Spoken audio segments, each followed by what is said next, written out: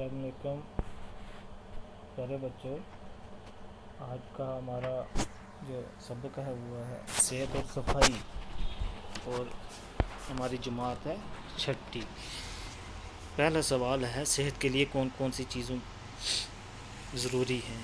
तो इसका जवाब है, अच्छी सेहत के लिए ताज़ा हवा, साफ़ पानी, अच्छी ग़िज़ा और सफाई नहायत ज़रूरी है।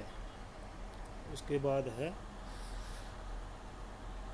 सांस लेने में जिस्म के कौन कौन हिस्से मदद करते हैं? तो सांस लेने में नाक, मुंह और हम मुंह से सांस लेते हैं। उसके बाद है सवाल, सुबह की खुली हवा हमारे लिए में टहलना क्यों ज़रूरी है? तो उसके लिए है, सुबह की खुली हवा में टहलने से जिस्म के तमाम अज़्ज़ा तंदुरुस्त और तवाना हो जाते हैं और ग़िज़ा जो है वो अच्छे तरीके से हज़म करने में इसकी मदद करते हैं।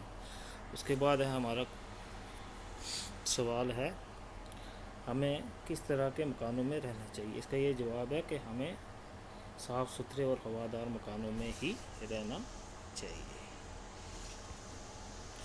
उसके बाद है किन मकानों में रहना चाहिए?